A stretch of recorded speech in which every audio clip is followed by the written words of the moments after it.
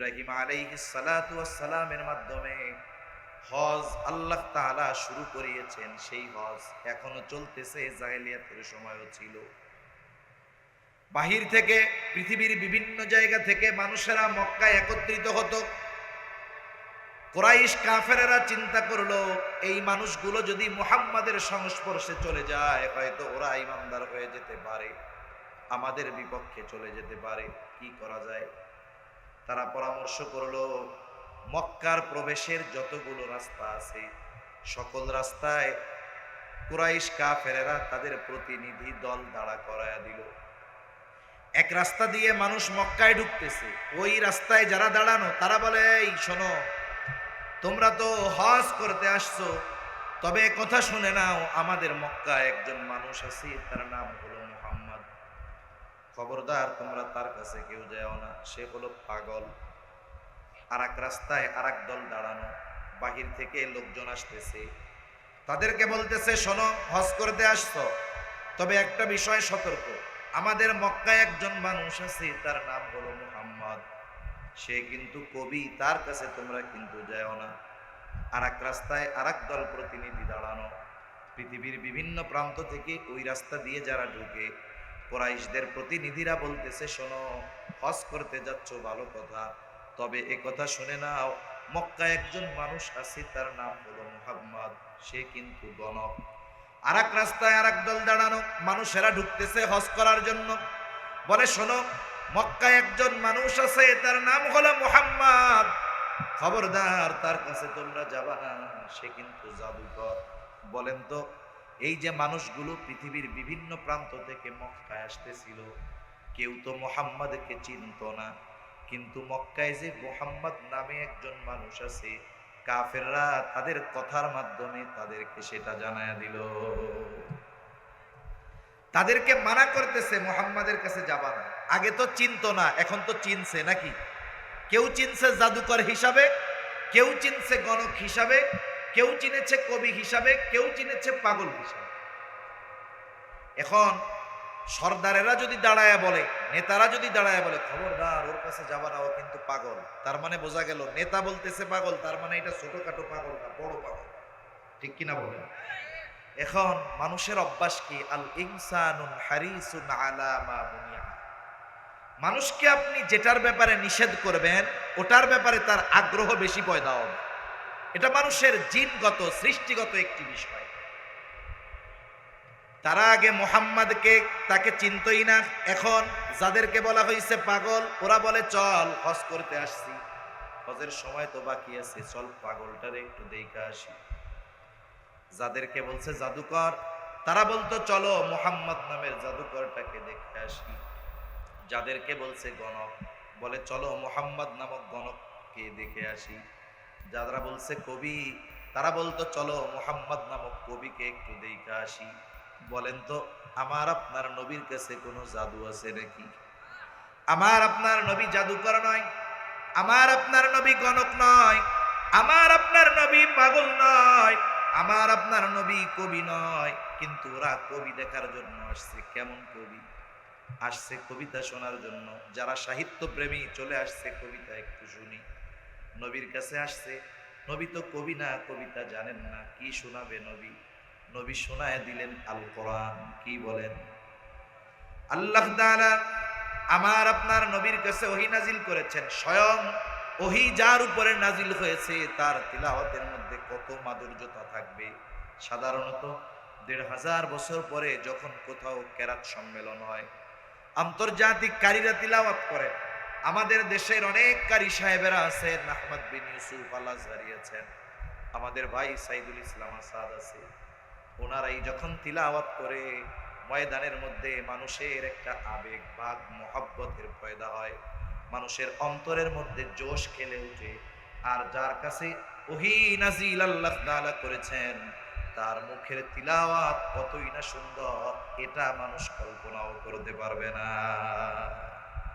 আমরা চিন্তাও করতে পারবো না নবীজির তিলাওয়াতের মধ্যে কতটা প্রভাব ছিল, কতটা মাধুর্যতা ছিল নবীজির এই তিলাওয়াত। কাফেররা গেছে কবিতা শোনার জন্য, নবী শোনায়া দিয়েছেন কোরআন। কাফেররা কোরআন শুনে বুঝতে পারছে না এটা তো কবির কবিতা নয়, কারণ এই কোরআনের অন্তমিল, ছন্দমিল, শব্দবিন্যাস, বাক্যবিন্যাস এগুলো বহু উচ্চাঙ্গের। গিয়েছিল কবিতা শোনার জন্য, কিন্তু কোরআন যখন শুনলো তারা কাফের হয়েছিল আগে, গেছিল কবির কবিতা শোনার জন্য, কিন্তু নবীজির তিলাওয়াত শুনে তারা ইমানের নূর অন্তরে ধারণ করে বাড়িতে ফিরে গেল। আরেক দল গেছে জাদু দেখার জন্য, একটু চাই জাদু দেখে আসি তো। নবীজির কাছে তো কোনো জাদু নাই, নবীজির কাছে আছে আল কোরআন। নবীজি শোনায় দিলেন আল কোরআন। এইবার জাদুর কি প্রভাব, তার চাইতে বেশি প্রভাব তাদের অন্তরের মধ্যে পড়ছে। গেছিল জাদুকরের জাদু দেখতে, ফিরছে ইমানদার হয়ে, সুবহানাল্লাহ বল। গেছিল পাগল দেখতে, কোরআন শুনে হয়ে গেছে ইমানদার। গেছিল গণকের কাছে, কোরআন তিলাওয়াত শুনে হয়ে গেছে ইমানদার। তাহলে আমার আপনার নবীর থেকে মানুষদেরকে ঠেকানোর জন্য কাফেররা এই চারটা শব্দ বেশি ব্যবহার করতো। গণক, পাগল, কবি, জাদুকর, এই চার শব্দ ব্যবহার করতো তারা। নবীকে হত্যার অপচেষ্টাও তারা করেছে, কিন্তু মক্কার কাফেররা কোনোদিন আমার আপনার নবীর চরিত্রের ব্যাপারে অপবাদ দেওয়ার দুঃসাহস করে না। কারণ নবীর চরিত্রের সৌন্দর্যের সত্যায়ন আল্লাহ তাআলা দেওয়ার আগে কাফেররা দিয়েছে। নবীজির ব্যাপারে তাদের আস্থা বিশ্বাস কেমন ছিল? আমার আপনার নবী নবুয়ত পাবার পর 3 বছর গোপনে দাওয়াত দিয়েছেন। 3 বছর পরে আল্লাহ তাআলার নির্দেশ, ওয়া আনযির আশীরাতাকাল আকরাবিন। এখন আর গোপনে দাওয়াত চলবে না। আপনি আপনার নিকটস্থ আত্মীয় স্বজন, পাড়া প্রতিবেশী যারা আছে সকলকে প্রকাশ্যভাবে এবার আপনি সতর্ক করেন, দাওয়াত দেন। 3 বছর গোপনে দাওয়াত দিয়েছেন নবী। সবাইকে কেমনে একত্রে দাওয়াত দিবে?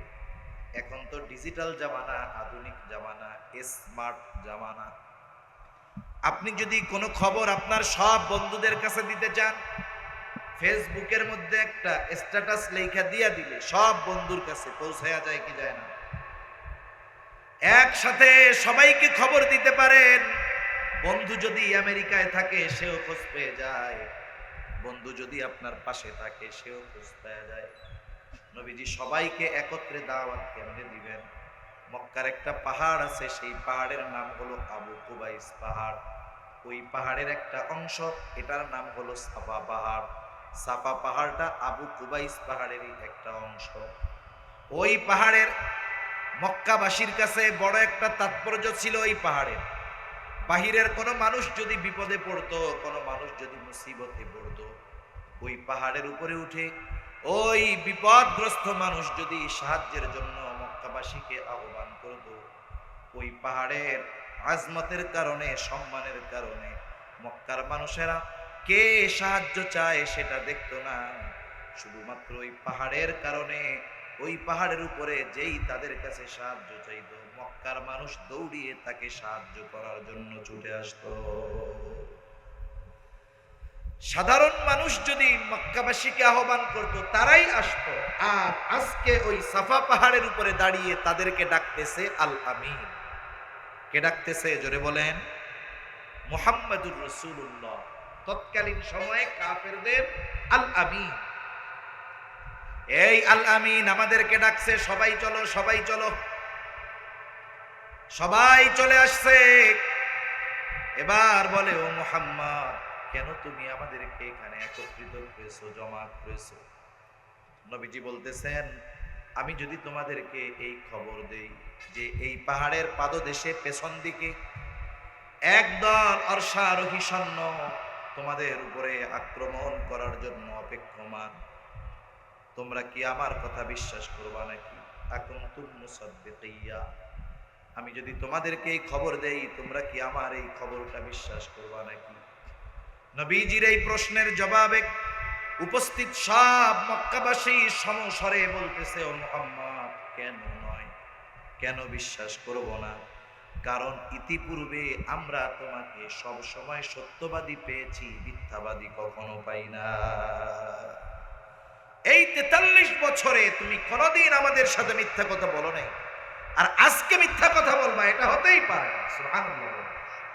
এ কথা তো আল্লাহ বলেন নাই। এ সাক্ষ্য কারা দিয়েছে? কাফেররা। আমার আপনার নবীজির চরিত্রের সৌন্দর্যের সাক্ষ্য, উত্তম চরিত্রের সাক্ষ্য কাফেররা দিয়েছে আগে।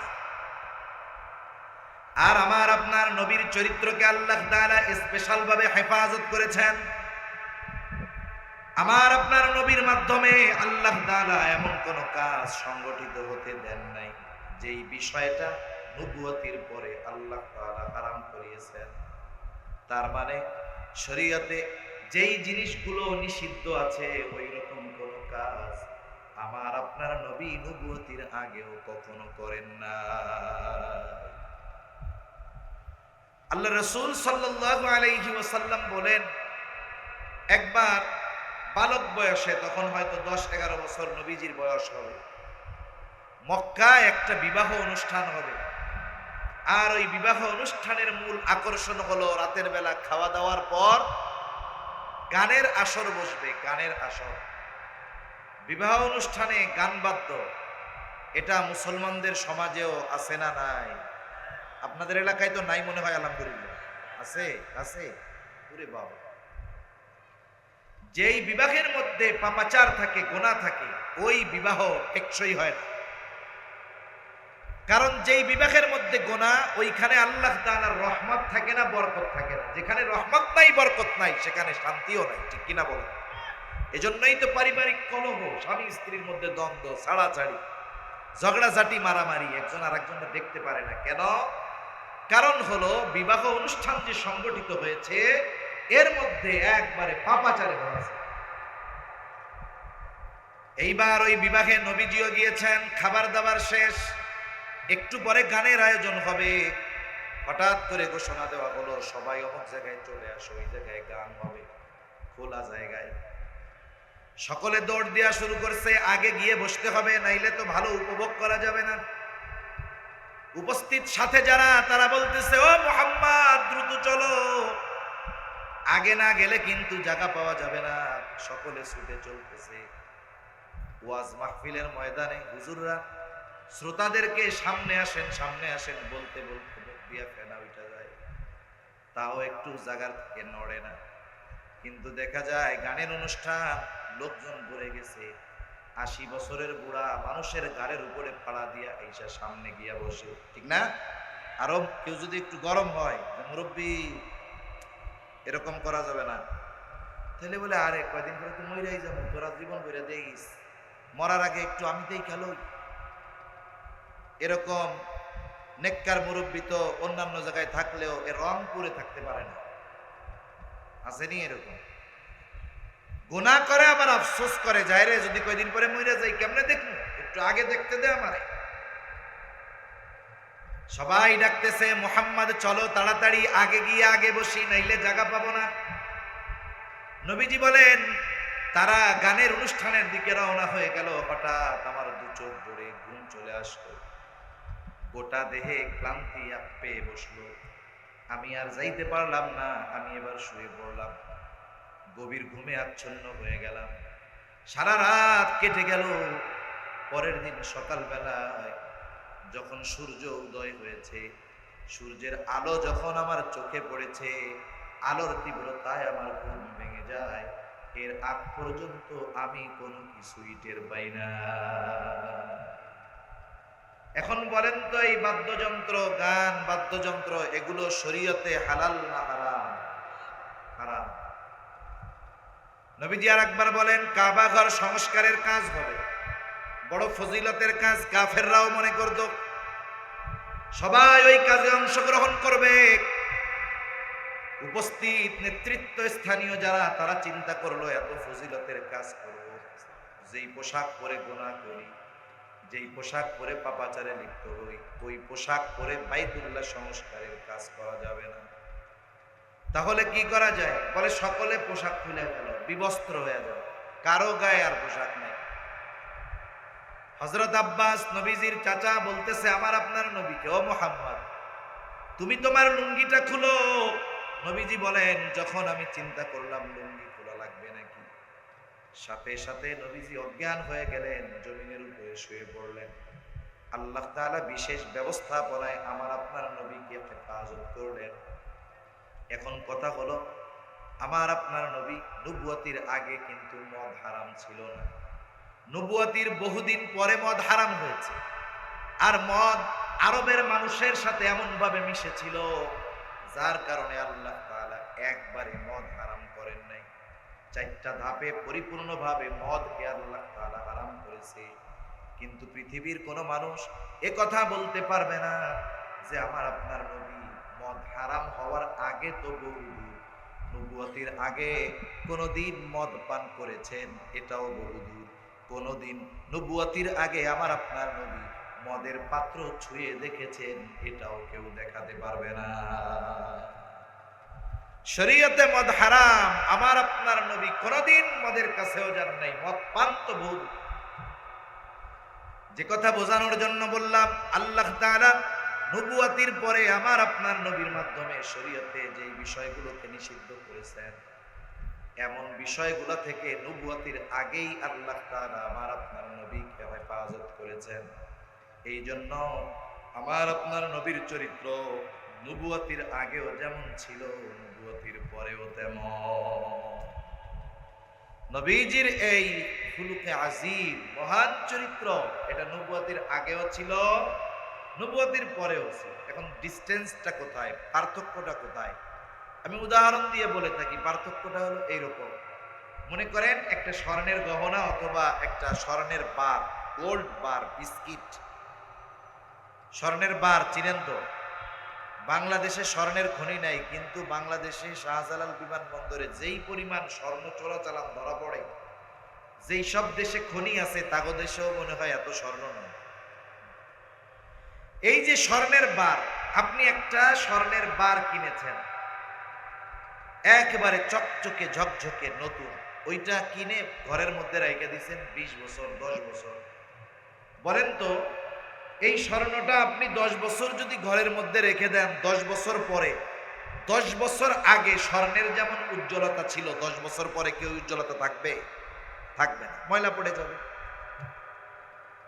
এবার আপনি যদি স্বর্ণকারের কাছে নিয়ে একটু অ্যাসিড পানি দিয়ে ধোয়া দেন, আবার আগের মতো উজ্জ্বল হয়ে যাবে। স্বর্ণ 10 বছর ব্যবহার হয় নাই, হয়তো উজ্জ্বলতা চলে গেছে, দাম কিন্তু কমে যায় নাই, মূল্য ঠিকই আছে, শুধু উজ্জ্বলতা কমে গিয়েছিল, আপনি আবার ওইটারে উজ্জ্বলতা বাড়াইছেন। এ তো আর বাংলাদেশ ব্যাংকের ভোল্ট না। কিছুদিন আগে খবরে দেখলাম বাংলাদেশ ব্যাংকের এক ভোল্টে স্বর্ণ অলংকার রাখছে, একজন স্বর্ণ রাখছে 22 ক্যারেটের। এখন ওই লোক পরবর্তীতে তার ভোল্ট খুলে দেখে ওই 22 ক্যারেটের স্বর্ণ 18 ক্যারেট হয়ে গেছে।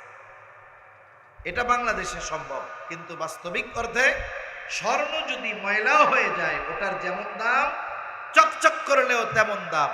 উজ্জ্বলতা আর অনুজ্জ্বলতার কারণে স্বর্ণের দাম কমে বাড়ে, তবে উজ্জ্বল যেটা ওইটার প্রতি মানুষ আকৃষ্ট বেশি হয় না কম হয়? যেরকম আমার আপনার নবীর চরিত্র নবুয়তির আগেও স্বর্ণ ছিল, তবে ওইটা হয়তো চকচক করে নাই, কিন্তু আল্লাহ তাআলা নবুয়ত দেওয়ার মাধ্যমে আমার আপনার নবীর চরিত্রকে চকচকা করে দিয়েছেন।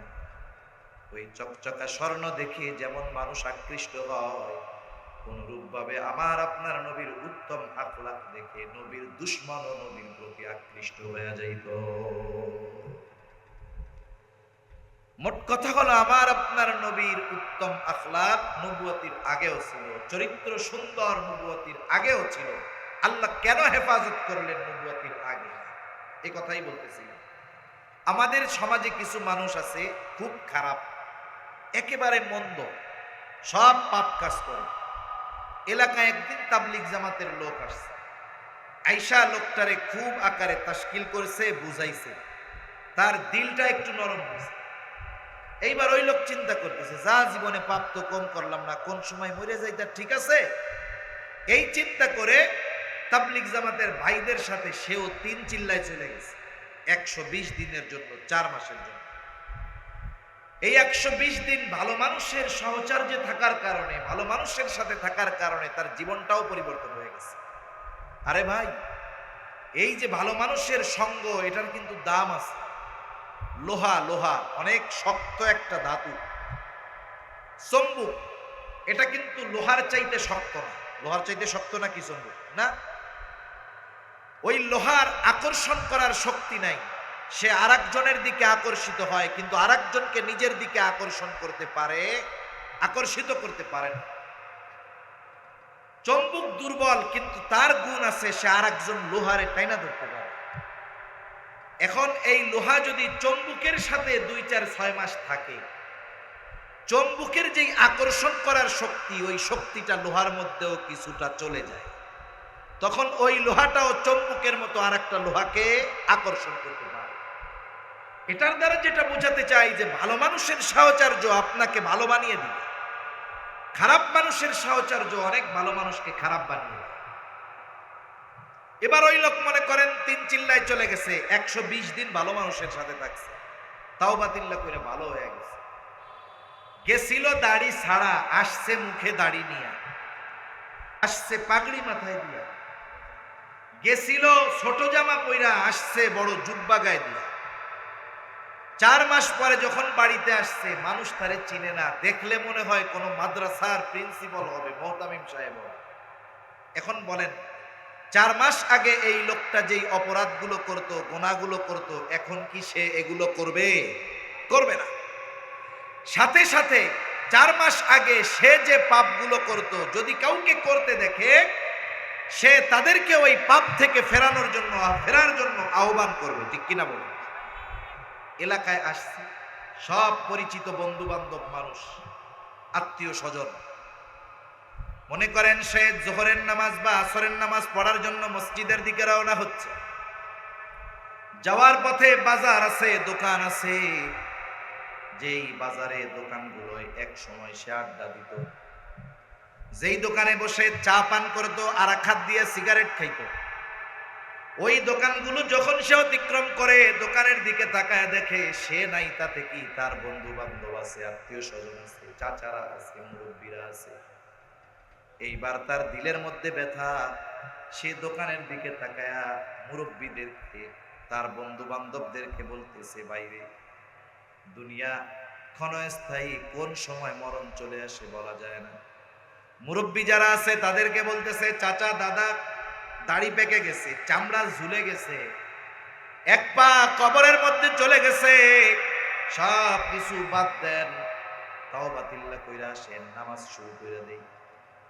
এই যে সে মানুষকে ভালোর দিকে আহ্বান করলো, এক সময় সে কিন্তু খারাপ ছিল, এখন তো ভালো।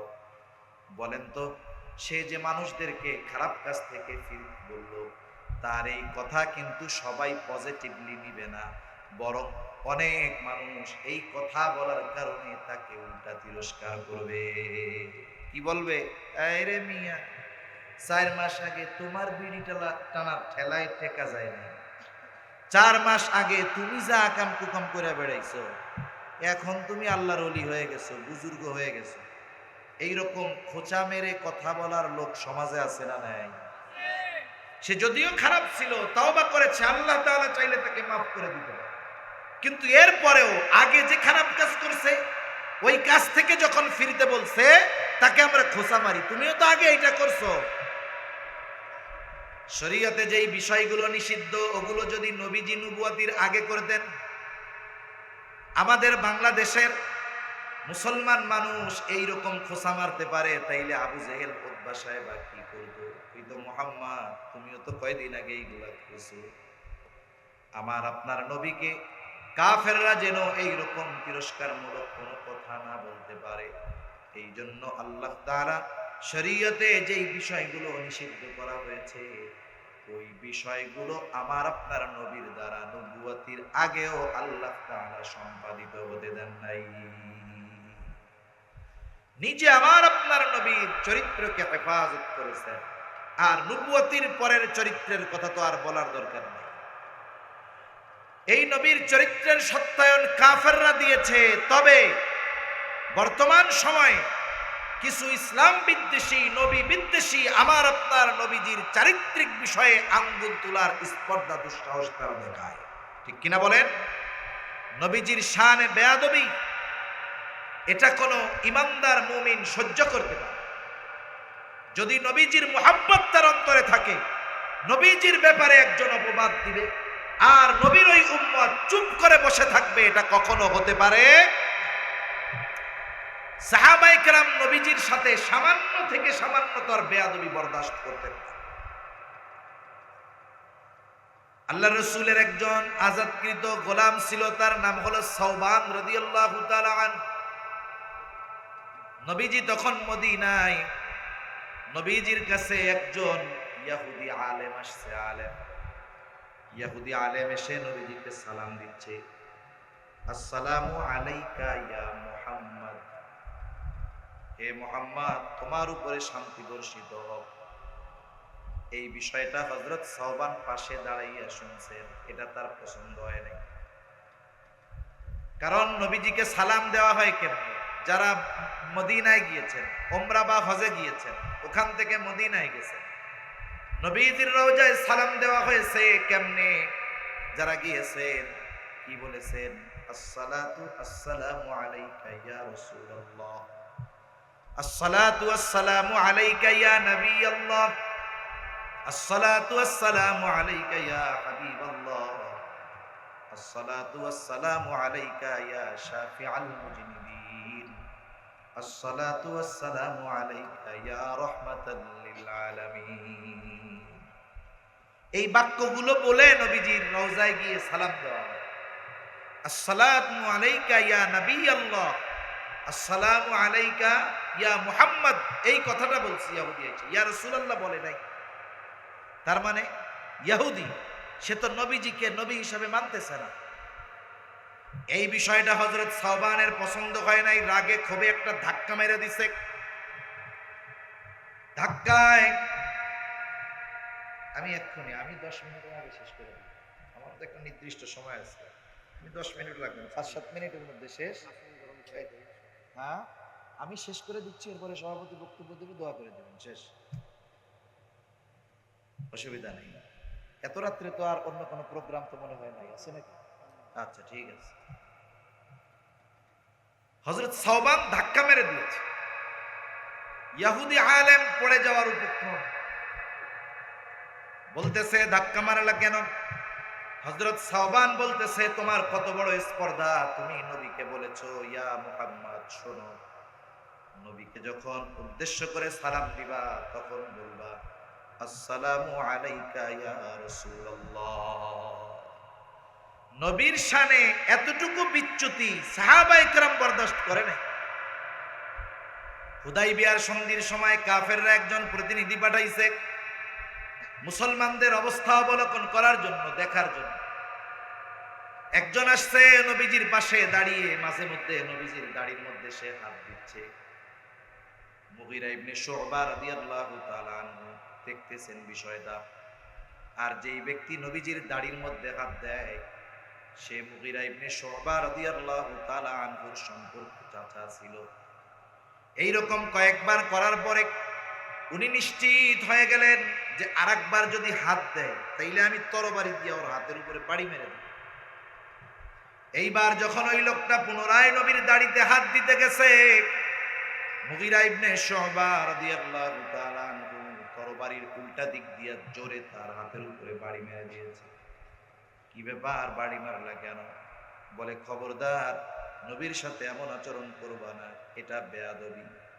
সাহাবায়ে কেরাম এতটুকু বিষয়ে বরদাস্ত করে নাই। আরে হযরত খুবাইব রাদিয়াল্লাহু তাআলা আনহু কাফেরেরা খুঁটির সাথে বেঁধে রাখছে, একেবারে জোরে টাইট করে বেঁধে রাখছে। ওই অবস্থায় খুবাইবের বিভিন্ন অঙ্গ প্রত্যঙ্গ তারা ধারালো অস্ত্র দিয়ে কাটতেছে, কান কাটে, আঙ্গুল কাটে। জীবন্ত একটা মানুষ কত কষ্ট হয়। এই যে কয়েকদিন আগে ঢাকা ভার্সিটির মধ্যে একজনকে মেরে ফেললো, হাসতে হাসতে। আমাদের অন্তরের অবস্থা কি হয়েছে, কতটা হিংস্র আমরা হয়ে গেছি, আমাদের হৃদয় কতটা পাষাণ হয়ে গেছে, এই দৃশ্যগুলো দেখতে বোঝা যায়। এর আগে দেখলাম গুলি করে কেমনে মানুষ মারে, মানুষ মায়েরা ডাস্টবিনের ফেলায় দিতেছে, মানুষ মেরে পুড়িয়ে ফেলতেছে। এই যে পাষাণ হয়ে গেছে আমাদের হৃদয়, কেমন আবরারকে কেমনে দীর্ঘ সময় নিয়ে ইসলাম দিয়ে পিটায় পিটায় হত্যা করেছে। আফসোস, আমাদের হৃদয়ের কঠোরতা বেড়ে গেছে। হযরত খুবাইব রাদিয়াল্লাহু তাআলা আনহুকে বাইন্দা রাখছে, বেঁধে জীবন্ত তিনি আঙ্গুল কাটতেছে, কান কাটতেছে, বিভিন্ন অঙ্গ প্রত্যঙ্গ কাটতেছে, কত যন্ত্রণা। একজন আয়েশা বলে, শোনো, তোমার জায়গায় যদি তুমি মুহাম্মদকে এনে দাও তাহলে তোমাকে মুক্ত করে দেওয়া হবে। ওই কঠিন মুসিবতের সময় তিনি কি করলেন? তিনি উচ্চ আওয়াজে বলতেছেন, এই শোনো, আমি বেঁচে থাকবো আর আমার জীবদ্দশায় নবীর পায়ে গায়ে একটা কাটা ফুটবে, এটা কখনোই হতে পারে না। তার মানে সাহাবায়ে কেরাম নবীজির শানে কেউ বেয়াদবি করবে, নবীজির শানে কেউ কটূক্তি করবে, নবীজির ব্যাপারে কেউ বেয়াদবি করবে, জীবন চলে গেলেও সাহাবায়ে কেরাম সেটাকে বরদাস্ত করেন নাই। এজন্য নবীর মুহাব্বতের পূর্ণ পরিচয় যেমন সুন্নাত অনুসরণের মাধ্যমে দিতে হয়, অনুরূপভাবে নবীজির শানে কেউ যদি বেয়াদবি করে, ওই বেয়াদবের বিরুদ্ধে ঈমানের দাবি, নবীজির মুহাব্বতের দাবি হিসাবে সর্বোচ্চ প্রতিবাদ করতে হয়। ঠিক কিনা বল? এটা ঈমানের দাবি।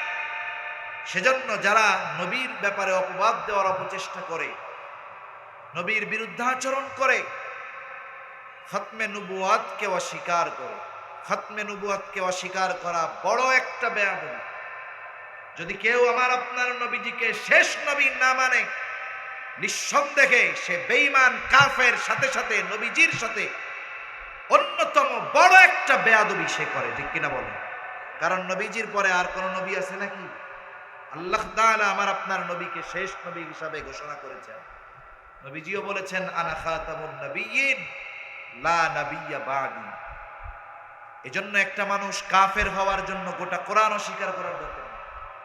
কারণ কোরআনুল কারীমে আল্লাহ তাআলা খতমে নবুয়তের ঘোষণা দিয়ে দিয়েছেন। আল্লাহ তাআলা বলেন, মা কানা মুহাম্মাদুন আবা আহাদিম মির রিজালিকুম ওয়ালাকিন রাসূলুল্লাহি ওয়া খাতামান নাবিয়্যিন ওয়া কানা আল্লাহু বিকুল্লি শাইইন আলিমা। আল্লাহ তাআলা বলেন, মুহাম্মদ সাল্লাল্লাহু আলাইহি ওয়াসাল্লাম তোমাদের কোন পুরুষের পিতা নন। কে তিনি? বলে, ওয়ালাকিন রাসূলুল্লাহ, তিনি হলেন আল্লাহর রাসূল, খাতামান নবিয়্যিন, তিনি হলেন শেষ নবী। আমার আপনার নবী শেষ নবী, এই ঘোষণা কার? জবান খুলে বলেন, আরো জোরে বলেন, কার? আল্লাহ। নবীজিও বলেন, আনা খাতামুন নবিয়্যিন লা নাবিয়্যা বাদি, আমি শেষ নবী, আমার পরে আর কোন নবী আসবে না। এই জন্য খতমে নবুয়তকে অস্বীকার করা গ্রুপ এই বাংলাদেশে আছে। দিন যাচ্ছে, তারা ষড়যন্ত্র চক্রান্ত করে তাদের সংখ্যা বাড়ানোর চেষ্টা করতেছে। মনে রাখতে হবে, ওই গ্রুপটার নাম হলো কাদিয়ানি। তারা গোলাম আহমদ কাদিয়ানিকে বলে সেও নবী। এই জন্য কাদিয়ানি যারা, খতমে নবুয়তকে যারা অস্বীকার করে, তারা কাফের। আর ওই কাফেরদের ব্যাপারে যাদের সফট কর্নার আছে, ওই কাফেরদেরকে যারা কাফের মনে করে না, তারাও বেঈমান। এজন্য নবীর মুহাব্বত আমাদের অন্তরে তো থাকতে হবে, সাথে সাথে নবীর চরিত্র হলো পূত পবিত্র এক চরিত্র। নবীজির চরিত্রকে আমাদের নিজেদের চরিত্রের মধ্যে ইনক্লুড করাতে হবে, অন্তর্ভুক্ত করাতে হবে। যদি আমরা আমাদের চরিত্র পরিবর্তন না করি, বিপদ কি হবে? মানুষের দ্বারা রাষ্ট্র গঠিত হয়, মানুষের চরিত্র যেমন রাষ্ট্রের চরিত্র এরকম হয়। এখন আমরা যদি আমাদের চরিত্র ভালো না করি, তাহলে শাসকের চেয়ারে চেহারার পরিবর্তন হবে, কিন্তু শাসকের চরিত্রের পরিবর্তন হবে না। ঠিক কিনা বলেন? এজন্য আমরা যদি একটা ইনসাফগার, ন্যায়পরায়ণ শাসক চাই, উত্তম চরিত্রওয়ালা শাসক চাই, আমাদের প্রত্যেকটা মানুষকে উত্তম চরিত্রের অধিকারী হতে হবে। ঠিক কিনা বলেন?